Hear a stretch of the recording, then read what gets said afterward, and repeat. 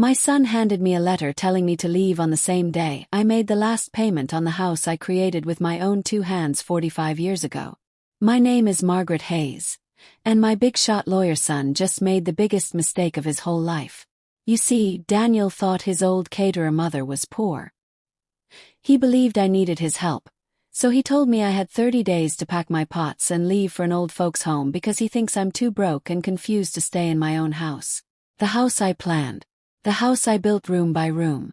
The house that's now worth $2.5 million. Daniel makes $350,000 every year but thought I live on pennies. He drives a fancy BMW but imagined I can't buy food. He called me someone who costs too much money in front of his wife's family, rich folks who felt sorry for the poor old lady.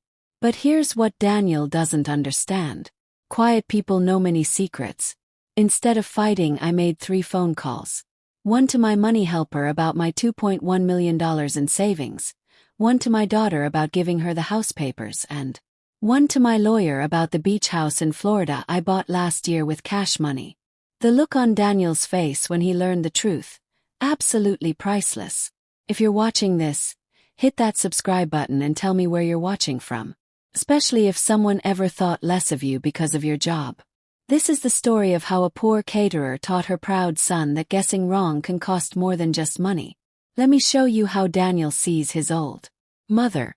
October 15, 2024. Daniel arrives in his BMW X7. That's a $1,180 monthly payment, by the way. I'm in the kitchen arranging my catering supplies. Same stainless steel pots I bought in 1978 when Rachel was born. Strong metal, made to last forever, worth more as old treasures now than most people's monthly rent. Daniel walks in wearing a $3,800 designer suit. I'm in my kitchen clothes, cotton pants, simple blouse, maybe $35 total from Target. He looks around the kitchen like he walked into a broken store. We need to talk about all this old stuff taking up the kitchen. Old stuff. 45 years of equipment that helped create every meal in this house, and he calls them old stuff. These pots aren't old stuff, Daniel. They're my memories. He picks up my worn oven mitts. Fixed many times, still work perfectly. Mom, look at these things. You can't keep living like this. Like what? Like a woman who knows that good things don't need replacing. That evening, Stephanie comes over for dinner. Daniel's wife, 31, works in advertising, carries a $7,500 designer purse. She sits at the dining table I made from special wood in 1985, touching the top with her painted nails like she's checking for dirt. Margaret, have you thought about getting a smaller place? Stephanie asks, looking at her phone. This huge house must cost so much for someone living on retirement money. Retirement money. She thinks I'm living on tiny government checks. Daniel agrees. Stephanie is right, Mom. The bills alone must be hurting your wallet. $24,000 every year. That's really hard on a caterer's savings. I drink my tea from the same cup Rachel painted for me in art class. I'm doing fine. But that's the problem. You shouldn't have to just do fine. Stephanie says. Nice places for older people can be really good. Temperature control, food made for you, fun activities. Fun activities like I'm some lonely old lady who needs art time. Daniel leans closer. Mom, we've been thinking. This house is way too big for bedrooms, 3 bathrooms, that huge yard. When did you last use the extra bedrooms?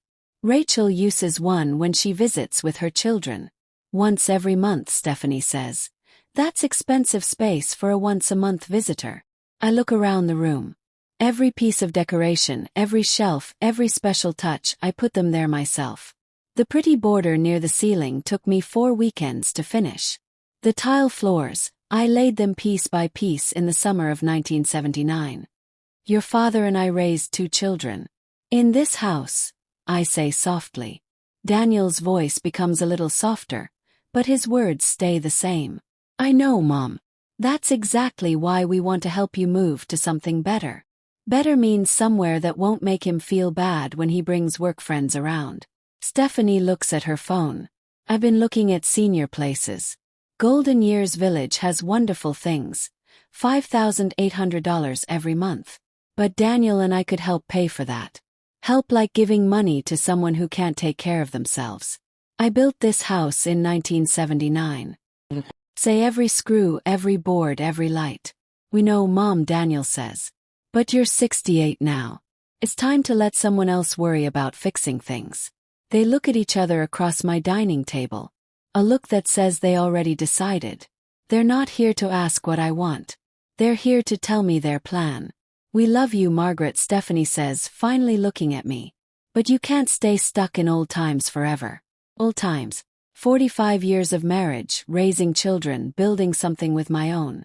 And that's just old times to them. I stand up and start picking up the plates.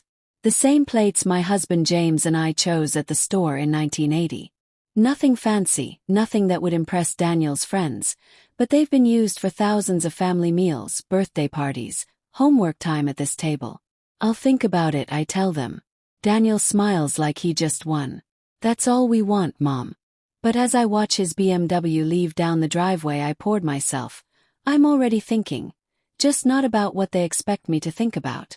Let me tell you what's really important here. It's not just a house. It's 45 years of living. This kitchen. James and I planned every part during the winter of 1978.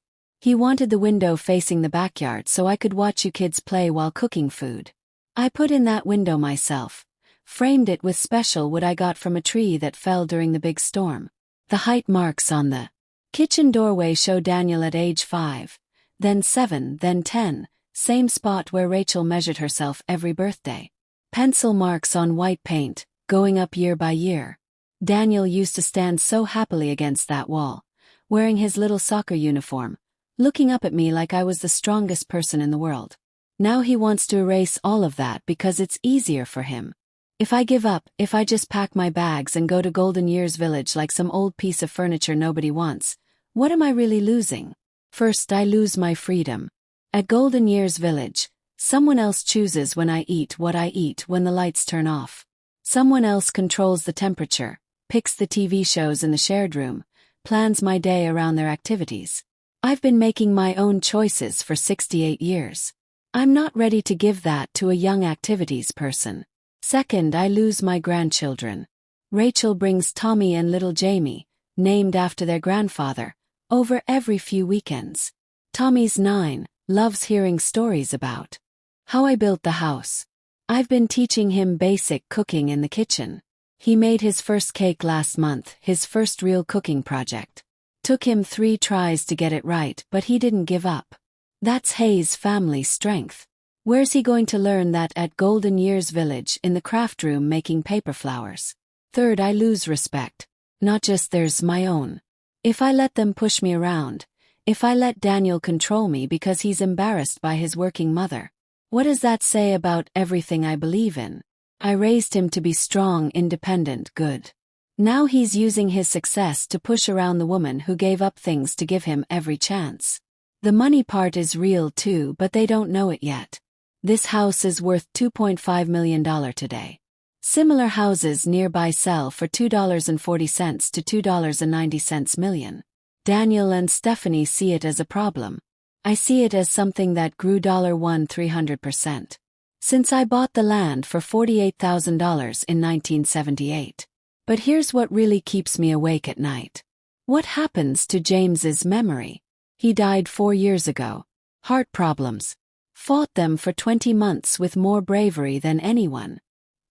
His last weeks were spent in the master bedroom I finished for him in 1986. He wanted the special window that looks at his vegetable garden. I want to see my tomatoes, he'd say from the hospital bed we moved in there. Daniel wants me to leave that room, pack up his clothes, his books, the chair where he spent many evenings. Just leave it all behind for some new family to change and make modern. Stephanie actually said I should sell everything. You could probably get good money for some of these old things, Margaret. Old things. James's wooden chest from our wedding became an old thing. If I don't fight this, if I don't stand up now, I'm not just giving up a house. I'm giving up who I am as a woman who makes things, fixes things, takes care of her family. I become exactly what Daniel thinks I already am. A helpless old lady who needs someone to manage her. But there's something Daniel doesn't understand about his old mother. I didn't spend 45 years running a catering business without learning how to plan ahead. And I can see exactly where his plan is going. He doesn't just want me out of the house. He wants me out of his way. Somewhere clean, easy, and forgettable. Somewhere that won't make his perfect life look complicated. That's not happening. Not without a fight. October 18th. Daniel calls and asks to come by for another talk. This time he brings papers. He sits across from me at the dining table, spreading out booklets like a salesman. Stephanie stands behind him, sometimes nodding at important points. Mom, I've done some looking. Daniel opens a shiny folder. Golden Years Village has a spot. I told you I'd think about it. You've had 3 days. How much thinking does it take? I look at the booklet. Happy old people playing cards, doing pool exercises, painting pictures. Everyone's smiling like they found heaven in boring beige. Says here it's $5,800 every month. I say that's $69,600 every year. Daniel waves his hand. I told you we'd help with that. For how long? What do you mean? I mean, what happens when you get tired of paying? What happens if your job has problems? What happens when you decide that $69,600 could buy Stephanie a nice car instead? Stephanie gets stiff. Margaret, that's not fair, isn't it? You've known me for 4 years. In that time, when have I ever asked either of you for money? Daniel leans forward. Never. But that's exactly my point, Mom. You're too proud to ask for help when you need it. Who says I need help? Look around. Daniel points at the house. The rain gutters need cleaning. The front path has cracks. The fence paint is coming off. Smile. Son, those gutters were cleaned last weekend. The path cracks are filled with good sealant, and I'm waiting for nice weather to repaint the fence. Daniel blinks. You clean the gutters yourself. Who else would clean them? Mom, you're 68 years old. You shouldn't be climbing ladders. I've been climbing ladders since before you were born. I know how to do it safely. Stephanie pulls out her phone. Margaret, I hate to be mean, but taking care of a house this big isn't realistic at your age. What would you know about taking care of a home? Her face turns red. Excuse me. You rent an apartment downtown. Property people handle everything from light bulbs to grass cutting. When have you ever fixed a leaky sink or replaced broken tiles? Daniel's voice gets harder. Mom, this isn't about Stephanie's experience. This is about your safety and life quality. My life quality is fine. Is it? When's the last time you spent time with people your own age? Sip my tea. Tuesday. Coffee with Linda Martinez at the craft store. Is 71. That's not the same thing. Why not? Because Daniel searches for words. Because you need organized activities. Professional watching. Professional watching. I repeat the words slowly. You mean supervision. I mean support. No, son. You mean control. The room goes quiet. Stephanie looks at Daniel like she's waiting for him to win this argument. Daniel pulls out another paper. Look, Mom, I've talked to some lawyers. If something happens to you, a fall, a health emergency, and you're here alone, there could be legal problems. Legal problems for the family. If you get hurt and it comes out that we knew you were living dangerously. I set down my teacup. Are you threatening me? I'm protecting all of us by forcing me out of my own home. By helping you move to proper care before a crisis forces the choice. I stand up. Get out. Daniel looks really shocked. Mom, get out. Stephanie grabs her purse. Margaret, you're being unreasonable. Am I?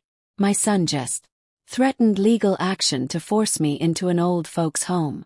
That seems pretty unreasonable to me. Daniel's voice turns cold. Fine, have it your way. But when you fall off a ladder or have a heart attack alone in this big house, don't expect us to clean up the mess. I won't. Daniel gathers his papers. But understand something, Mom. This house will be sold eventually, whether you cooperate or not. What's that supposed to mean? Daniel straightens his tie. It means I'm your next of kin. I have power. of attorney for medical choices. If a doctor says you're not thinking clearly, he doesn't finish the sentence. He doesn't need to. Stephanie smiles sweetly. We're trying to do this the easy way, Margaret, but there are other ways. They leave me standing in my dining room, surrounded by 45 years of memories and the sudden understanding that this isn't about my welfare. This is about control. Daniel's BMW backs out of my driveway for the second time this week. But this time I'm not thinking about what they want me to think about. I'm thinking about making some phone calls. After they leave, I sit in my chair, the same comfortable chair I bought when Daniel graduated college, and think about those phone calls. First call is to my daughter, Rachel.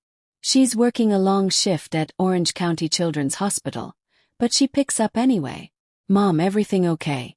Rachel, I need to ask you something. Just wondering. Oh, when you say just wondering, I know something's happening. What's Daniel done now? Smart girl. Hospital nurse sees through nonsense for a living. Gets that from her father. If someone tried to force you out of your home, what would you do? Long pause. Mom, Daniel can't force you out of your house. You own it. Actually, sweetie, that's more complicated than you might think. What do you mean? I explained the power of attorney situation, the legal threats, Daniel's belief that I'm financially helpless. Rachel's voice gets tight. He said, what about legal problems? His exact words were, when you fall off a ladder or have a heart attack, don't expect us to clean up the mess. That son of a... She catches herself. Sorry, Mom, but that's not okay. I need you to know something, Rachel. Whatever happens in the next few weeks, I want you to understand that I'm not helpless. I'm not broke, and I'm not going quietly. Mom, you're scaring me a little. What aren't you telling me? Nothing dangerous, but I've got some things Daniel doesn't know about. Things. We'll talk soon. But Rachel, how would you feel about getting this house instead of Daniel? Another long pause. Mom, are you okay? Really? I'm fine. Better than fine. But I want to know if you'd want it. The responsibility, the work, all of it. Mom, I love that house. Tommy and little Jamie love visiting there. But if you're thinking about changing your will because you're mad at Daniel, I'm not mad, sweetheart. I'm disappointed. There's a difference. Okay, we'll talk this weekend. I'll come by Saturday morning. Bring the kids. We'll have breakfast in the kitchen. Mom, I love you. I love you too. Second call is to my old friend, Patricia Chen. Patricia and I go way back 38 years to be exact. She was fresh out of business college when we met at a small business seminar in 1986. I was just a caterer looking to learn about saving money. Patricia was starting her own money planning company. Funny how life works. While Daniel was growing up thinking his mom was just another working woman with tired hands, I was quietly building something else. Patricia helped me do it. Margaret, good to hear from you. How's retirement treating you? Complicated. Patricia, I need to ask you something. How quickly could you set up a meeting? What kind of meeting? The kind where we review my savings in front of witnesses. Patricia laughs. Someone's finally ready to stop being the best-kept secret in Orange County. Something like that. Who are the witnesses? Daniel and some business people he knows, maybe Stephanie's parents. The ones who don't know about your little nest egg. That's right. Patricia is quiet for a moment. Margaret, are you sure about this? Once that secret's out. The secret's getting too big anyway. Time to let it out. All right. When and where? I'll let you know soon. Margaret, whatever's going on, you know you don't owe anyone an explanation for how you've managed your money, right? I know, but sometimes people need to learn that guessing wrong can be expensive. Third call is to my lawyer, Susan Baker.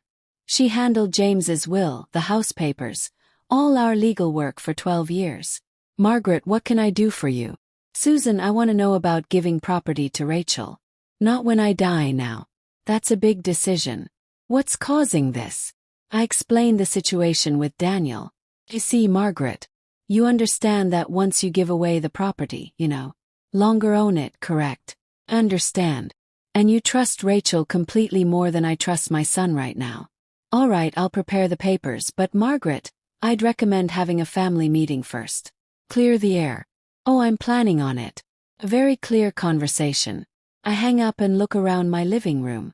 The built-in shelves I installed in 1992. The decorative wall piece I made from special wood. Every detail carefully planned and done. Daniel thinks this house is just a building. He doesn't understand it's a gift to the future. Time to teach him the difference. October 22nd. Daniel calls with an invitation that sounds more like an order. Mom, Stephanie's parents are in town. We're having dinner Thursday night, 7 o'clock. Stephanie's parents. Richard and Caroline Davis. He's in commercial property business. She's on the board of 3 charity groups. Thought you should meet them. Translation. He wants to show off his successful in-laws while showing why his mother is an embarrassment that needs managing. Where's this dinner happening? Place. Stephanie's cooking. Stephanie's cooking. From what I've seen, Stephanie's cooking means ordering from expensive restaurants and putting it on her fancy plates. Alright. 7 o'clock. Mom, could you dress nicely? Maybe the blue sweater Rachel gave you for Christmas. I'll wear whatever I wear. Okay, see you Thursday. Thursday arrives cold and windy. Perfect weather for what I suspect will be a cold evening. Dress in clean pants, a nice blouse, and my good shoes, the ones Daniel called embarrassing. I'm 68 years old. If that bothers anyone, that's their problem. Daniel's house downtown is what real estate people call modern luxury. All glass and metal angles. Furniture that looks expensive and uncomfortable. The kind of place where you're afraid to touch anything because it might cost more than a car. Stephanie greets me at the door wearing a cocktail dress that probably cost more than my monthly food budget. Margaret, come in. Mom and Dad are excited to meet you. Richard Davis is exactly what I expected. 63, gray hair, handshake like he's making a deal. Caroline Davis is elegant in that carefully kept way that money makes possible. Perfect nails, jewelry that shines, smile that never quite reaches her eyes. Margaret, Daniels told us so much about you. Richard's voice has that loud quality rich people use when they're being nice to workers. Nice to meet you both. Caroline looks around the living room like she's checking its value. Stephanie, your home is absolutely beautiful. This must have cost Mom. Stephanie cuts her off with a look. Daniel appears with drinks. Wine for everyone except me. I get juice like that's all I'm grown up enough to handle. So Margaret. Richard settles into an expensive chair. Daniel tells me you're retired. What did you do? Caterer. Oh, how honest work. Caroline's smile becomes more forced. Must have been difficult all. That physical work. I liked it. Did you specialize weddings, parties? Richard asked. Everything mostly. Cooked for events from small to big. Well, that's practical. Daniel jumps in. Mom's very good at what she does. She catered her whole neighborhood for years.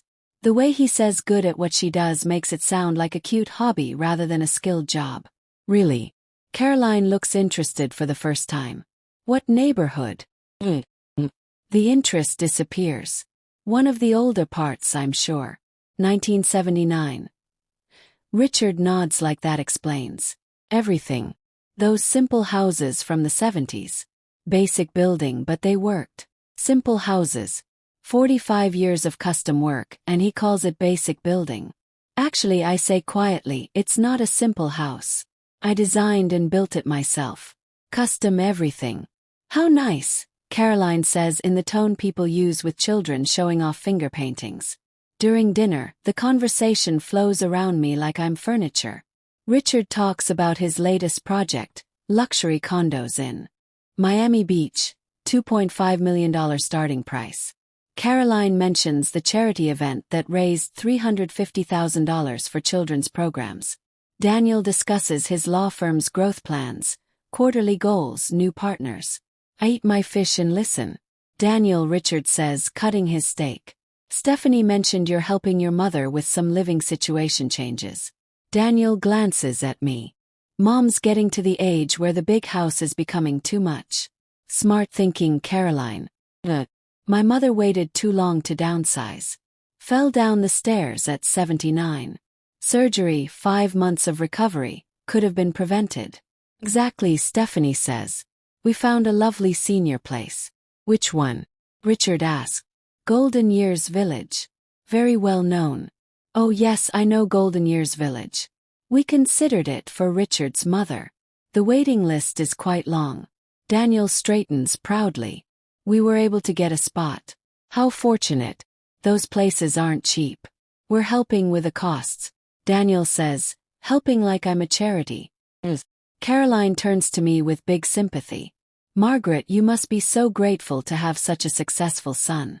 Not everyone is lucky enough to have children who can afford to help. I set down my fork. Actually, Caroline, I'm quite capable of paying my own way.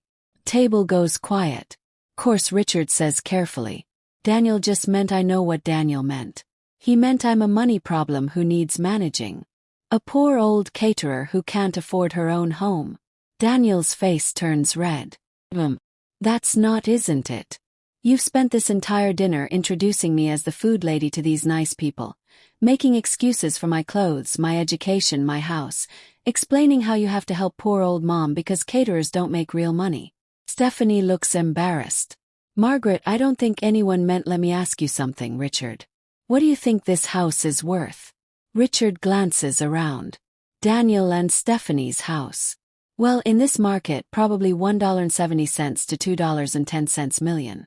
And what do you think my little simple house in Old Irvine is worth? Uncomfortable silence. Honestly, maybe $750,000. The older neighborhoods in Irvine aren't $2.5 million. Another silence, deeper this time. I'm sorry, Caroline says. My house current market value is $2.5 million. Similar sales in my neighborhood range from $2.40 to $2.90 million. Daniel stares at me. Mom, how do you know that? Same way you know your law firm reports, son. Pay attention. The dinner conversation dies there. Richard and Caroline exchange glances. Stephanie suddenly becomes very interested in her wine glass. Daniel looks like he's trying to solve a puzzle with missing pieces. I stand up. Thank you for dinner. It was educational. As I head for the door, I hear Richard whisper to Daniel. I thought you said she needed financial help. Thought she did. Daniel whispers back. Interesting guesses, son. But guessing wrong can be expensive. October 24th. Daniel calls in the morning, voice tight with something between confusion and anger. Mom, we need to talk about what you said at dinner. What about it? The house value. Where did you get that number? Real estate websites, public records, market checking, same places anyone gets property values. But Mom, you don't. I mean, you've never been interested in what? In money, in investments, in understanding what I own. Long pause. Can we meet? I'd like to bring Patricia Chen. She's our financial person. Maybe she can help explain some things. Patricia Chen. Different Patricia Chen than my Patricia Chen, but the coincidence makes me smile. Your place or mine? Actually, I was thinking dinner. Somewhere nice. I'm hosting some potential clients tonight anyway. Bella Vista in downtown, 7:30. He wants witnesses. Perfect. I'll be there. And Mom, maybe dress appropriately. I'll wear what I always wear, Daniel. Bella Vista buzzes with the kind of controlled energy that expensive restaurants have. Daniel has reserved a corner table large enough for people. He's already there when I arrive along with Stephanie, their financial person, Patricia Chen, mid-40s, nervous energy, expensive suit, and 3 people I don't recognize. Mom, you look. Daniel searches for words as I approach in my clean pants and nice blouse like myself. I finish for him. He introduces the strangers. Jessica Park from Metro Investment Group, Michael Torres from Elite Development, and Lisa Anderson from Capital Coast. All potential clients for his law firm's services.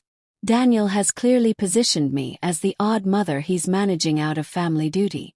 Margaret is my mother, Daniel explains to his guests. Retired caterer, built her own house back in the 70s. We've been helping her transition to more appropriate living arrangements. More appropriate. There's that phrase again. That's admirable. Michael Torres says. Elder care is such a challenge. Elder care. Like I need help walking and eating. Daniel signals the waiter. Mom, what would you like to drink? He's fine. Of course, tea for the working mom, wine for the sophisticated business people. So Margaret Jessica Park asks politely, what was it like building your own house? Amazing. You design exactly what you want, then make it real. Must have saved a lot of money doing the work yourself. Lisa Anderson adds some, but mostly I wanted it done right. Daniel jumps in. Mom's always been very hands-on, very practical approach to things. Practical. Code for not sophisticated. The conversation flows around real estate markets, development opportunities, investment strategies. I listen and eat my salad while Daniel's guests discuss million-dollar projects like other people discuss grocery shopping. Then something interesting happens. A woman approaches our table, mid-50s, well-dressed, confident presence. Daniel looks up confused. Excuse me, the woman says, looking directly at me. Are you Margaret Hayes? Every head at the table turns. Daniel's expression shifts. From confusion to worry. Patricia Chen, Summit Wealth Planning. I got your message about meeting tonight. Sorry I'm late. Traffic was terrible coming down from LA. The table goes dead silent. Daniel's Patricia Chen, the financial person, looks like someone just told her diploma was fake. My Patricia Chen extends her hand. Margaret, good to see you. Shall we discuss your portfolio changes, or would you prefer to schedule another time? I shake her hand. Actually, Patricia, this might be perfect timing. My son Daniel here has been worried about my financial situation. Maybe you could help explain things for him. Daniel's face has gone pale. Mom, what's going on? Patricia Chen pulls out a leather folder. Well, let me see. Mrs. Hayes, as of yesterday's close, your investment account stands at $2,145,780. Your Florida property is currently valued at $1.7 million. Though with the recent similar sales in that area, we might want to check upward. Your stock positions in Amazon, Google, and Tesla are doing well. Total value around $390,000. You could hear a pin drop in this restaurant. Michael Torres stares. Did she just say $2.1 million? Patricia nods. That's just the liquid investments. The Florida property is separate. Beautiful beach house, by the way. 3 bedrooms, 2 bathrooms. Amazing view. Mrs. Hayes bought it last year as a retirement place. Stephanie's wine glass freezes halfway to her lips. Florida property. Daniel finds his voice, though it sounds strangled. What is she talking about? I lean back in my chair. Remember when you asked how I knew my house value? I told you I pay attention. Well, I've been paying attention to a lot of things for a long time. Patricia continues. The quarterly payments alone from your portfolio should cover most living expenses. And with the Florida property growing about 7% every year, you're in excellent shape for long-term financial independence. Jessica Park looks fascinated. How did you save that kind of wealth on a caterer's salary? Same way anyone saves wealth, I say.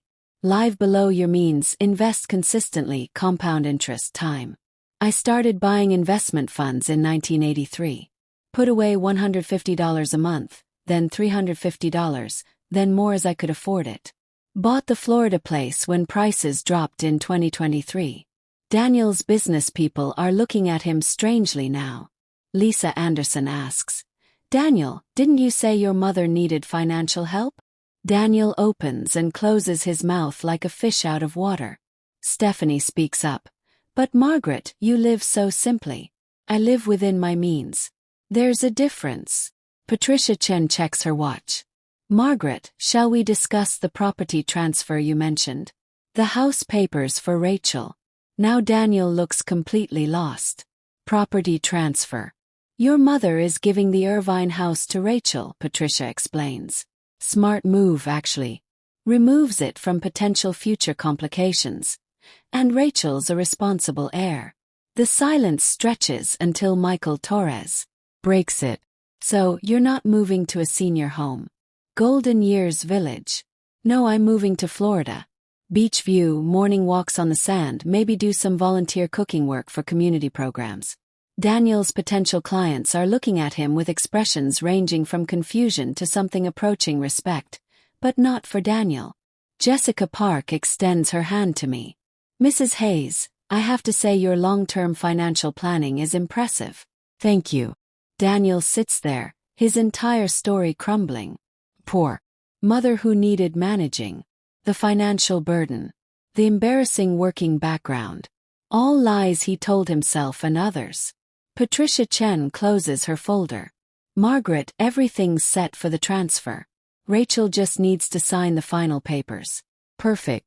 Daniel, any questions about my financial situation? Daniel looks around the table at his potential clients, at Stephanie, at the financial person whose services he apparently doesn't need. Mom, why didn't you tell me? Tell you what about the money, the investments, the Florida house? Consider this.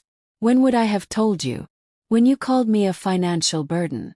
When you threatened to have me declared not thinking clearly.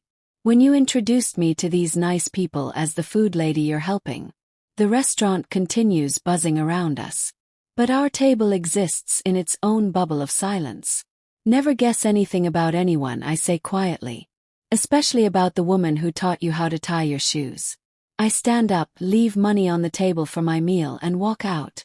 Behind me I hear Jessica Park ask Daniel. So, when you said you were helping with elder care, I don't stay to hear Daniel's answer. I think I already know what it is. Friday morning, I wake up in my own house for what I know will be one of the last times. Strange feeling knowing you're about to give away something you built with your own hands.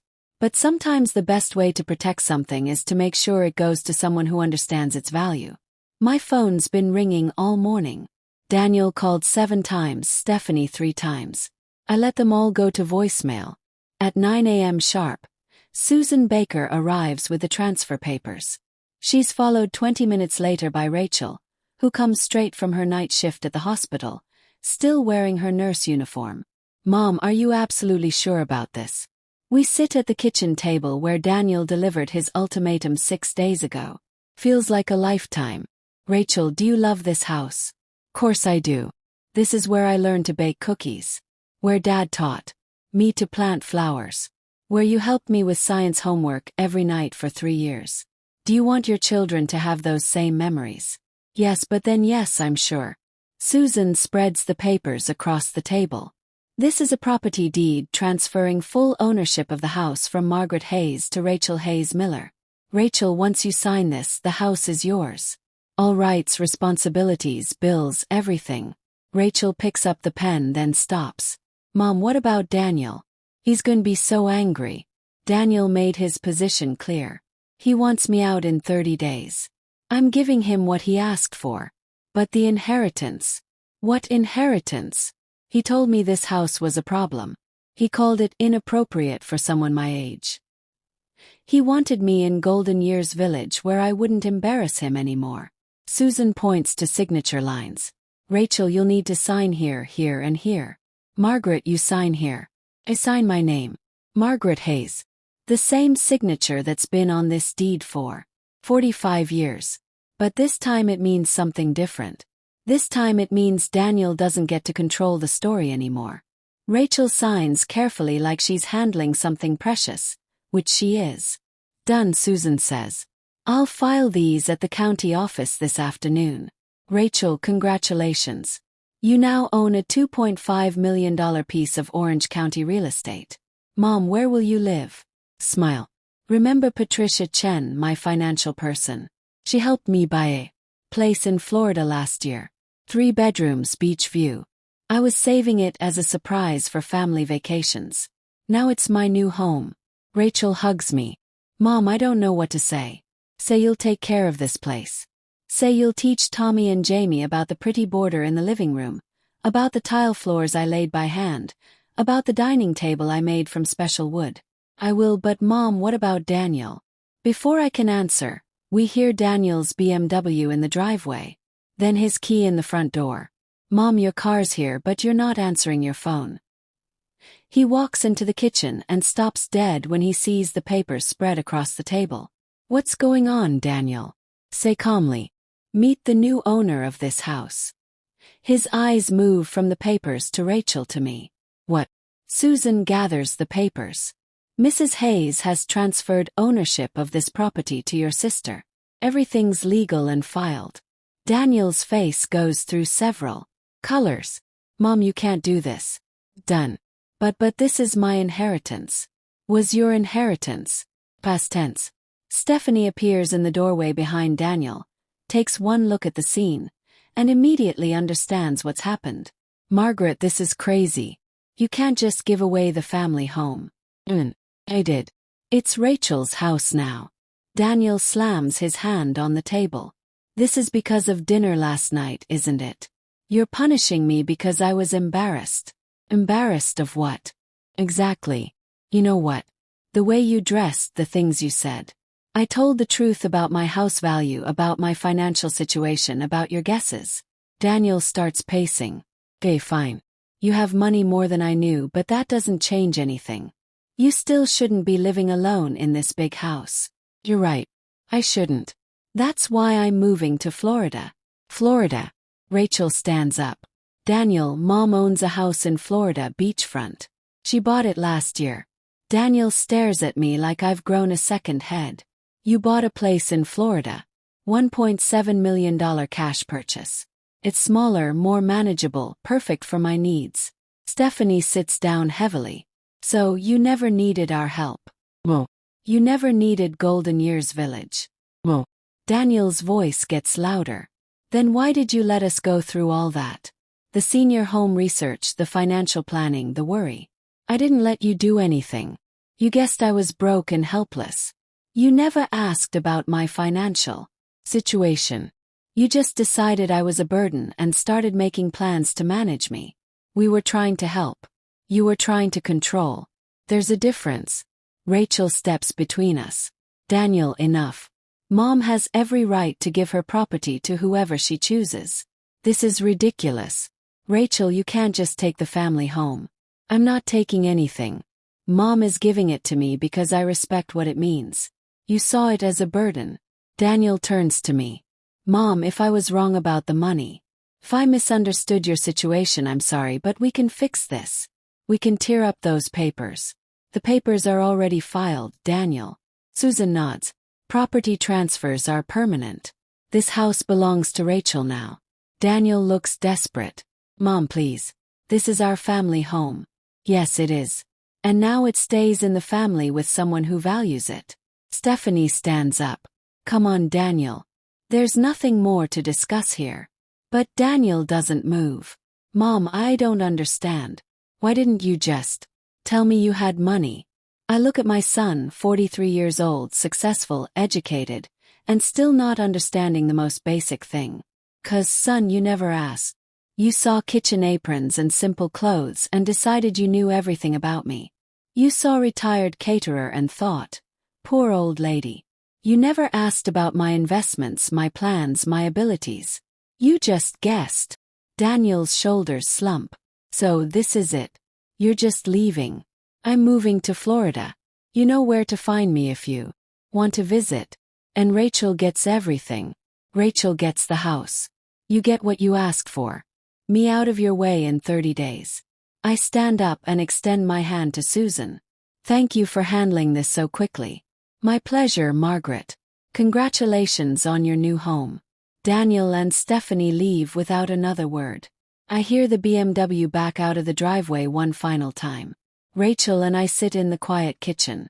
Sunlight streams through the window I installed 43 years ago, warming the wooden table where I've eaten thousands of meals. Mom, are you okay? I'm fine, sweetheart. Better than fine. Will Daniel forgive you? That's up to Daniel. But Rachel, remember this. Never let anyone make you feel small because they're too lazy to look deeper. She squeezes my hand. I love you, Mom. I love you too. Now, want to see pictures of your new beach house? The problems start Monday morning. Rachel calls me at 7 a.m. Mom, Daniel's been calling me all weekend. He wants to fight the transfer. On what grounds? He claims you were forced, that you're not mentally able to make major financial decisions. I almost laugh.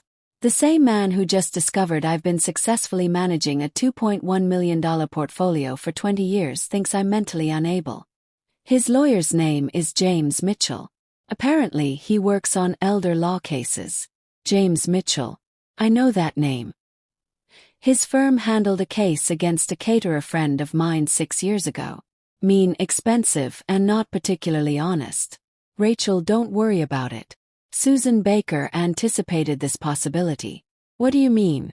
I had a complete mental ability evaluation done last Wednesday. Dr. Emily Rodriguez, certified geriatric psychiatrist, scored perfect on every test. The documentation is already filed with the county. You planned for this, sweetheart. When you've been running a catering business for 45 years, you learn to see problems before they happen. But Daniel's legal threats are just the beginning. Tuesday. Patricia Chen calls with interesting news. Margaret, I thought you should know. Daniel contacted our office yesterday asking for details about your accounts. What kind of details? Everything. Account balances, transaction history, investment strategy. When I explained client privacy, he got quite upset. Upset how?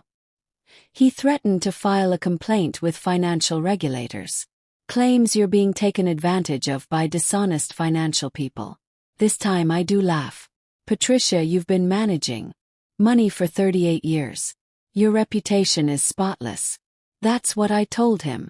But Margaret, he's clearly not taking this well. Wednesday brings more problems. Rachel calls during her lunch break. Mom, you won't believe what happened. Daniel showed up at the hospital this morning. At your work, he cornered me in the nurse's lounge. Said he wanted to make me an offer. What kind of offer? He'll pay me $3.0 million for the house. Cash immediate closing. That's more than it's worth. No. When I told him it wasn't for sale, he got angry. Started talking about family loyalty, about how I was taking advantage of your mental decline in front of your colleagues. Nurse Rodriguez was there. Nurse Kim, 3 doctors. It was embarrassing. I'm sorry, sweetheart. The worst part, he kept calling you confused and easily manipulated. Like you're some confused old lady who doesn't know what she's doing. What did you tell him? I told him that if anyone's confused, it's the son who never bothered to learn about his mother's financial situation before guessing she was broke. Thursday brings the most interesting development yet. Stephanie calls. Not Daniel. Stephanie, Margaret, we need to talk about what about Daniel? About what the situation is doing to him. What situation? You know what situation. He's not sleeping. He's not eating right. He's obsessed with proving you're not able. Stephanie, your husband spent years guessing I was a financial burden. Now he's upset because his guesses were wrong. That's his problem to solve.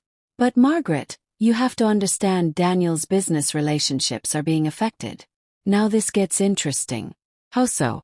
After that dinner at Bella Vista, word got around about your money, about the things Daniel said about needing to help you financially. And Jessica Park pulled out of a potential partnership. Said she couldn't work with someone who doesn't even know his own mother's financial situation. I sip my coffee and let this sink in.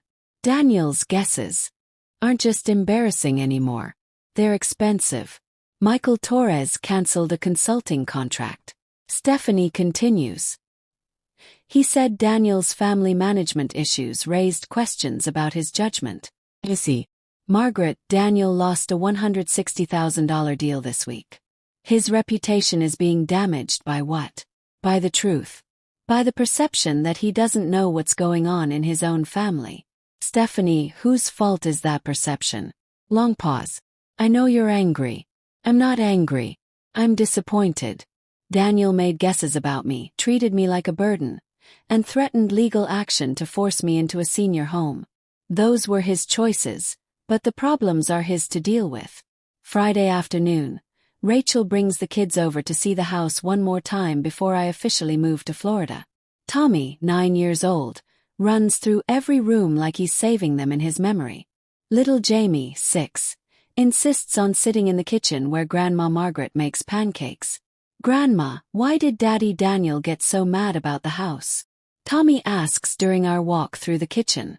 Sometimes adults make guesses about things they don't understand. I tell him. Your daddy Daniel thought I couldn't take care of myself anymore. But you take care of everybody, Tommy says with 9-year-old logic. That's right, buddy. Saturday morning, Daniel shows up one final time. No Stephanie, no lawyers, no witnesses. Just my son looking older than his 43 years. Mom, can we talk? We can always talk. We sit. On the front porch I built in 1983. Same porch where I taught him to ride a scooter, where he practiced throwing a ball, where we used to sit on summer evenings and talk about his day. I lost the park account, he says quietly. I'm sorry to hear that. They said they couldn't trust someone who doesn't know his own family. I don't respond. Mom, I know I handled this badly. I know I made guesses. Yes, you did. But did it have to cost me everything? My relationship with you, my business, reputation, the family house. I look at my son, successful, educated, driven, and see something I haven't seen in years. Vulnerability. Daniel, what did you think was going to happen? You threatened to have me declared not thinking clearly. You talked about me like I was a burden. You planned to put me in a senior home without ever asking what I wanted. I thought I was helping. No, you thought you were managing. There's a difference. Daniel stares at his hands. So what now? Do we ever fix this? That depends. On what? Whether you can learn to see me as your mother instead of a problem to be solved. Daniel nods slowly. I'd like to try. But you know where to find me. As his BMW disappears down the street for the last time, I realize something. Daniel didn't lose everything this week. He lost his guesses. What he does with that knowledge is up to him. But the house stays with someone who understands that homes aren't just investments. They're gifts to the future. And gifts are earned. Through respect, not inherited through guessing. 2 weeks later, I'm sitting on my deck in Florida, watching the Atlantic Ocean stretch endlessly toward the horizon. Coffee tastes better when you're drinking it 40 feet from crashing waves. My phone rings. It's Rachel. Mom, guess who's learning to use the dining table? Me. Both kids. I'm teaching them to make cookies the way you taught me. Tommy says the workspace is perfectly designed. Smile.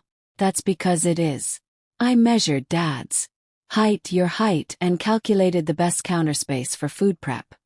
He's also fascinated by your equipment organization in the kitchen. Wants to know why every pot has its own specific place.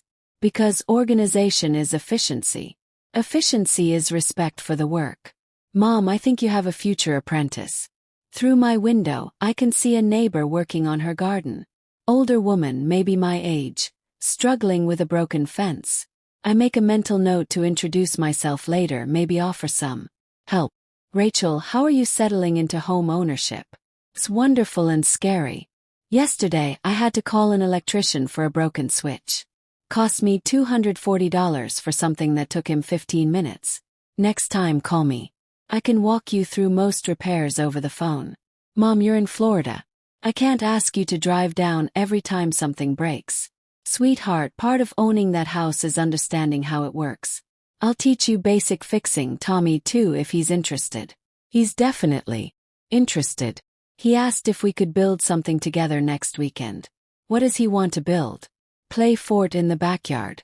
I set down my coffee cup. James and I planned that backyard specifically for a future play area when we landscaped it in 1987. Took 37 years, but the plan's finally coming together. Tell Tommy I'll be there Saturday morning, 8 a.m. sharp. We'll need wood, hardware, and a solid foundation design. Mom, you don't have to. Rachel, I want to. That backyard has been waiting for a play fort since before you were born. After we hang up, I walk down to the beach. Florida mornings are something special. Clean air, endless sky. Waves that sound like they're washing away yesterday's problems. My phone buzzes with a text message. Daniel, Mom, saw an article about community kitchen needing volunteer cooks. Thought you might be interested. It's the first contact we've had since our conversation on the front porch 2 weeks ago. Simple, respectful, no demands or guesses. Text back, thanks. Already signed up. First project starts Monday. He responds immediately. That's great. Would love to hear about it sometime. Call me next weekend after 6 p.m. I will. Love you, Mom.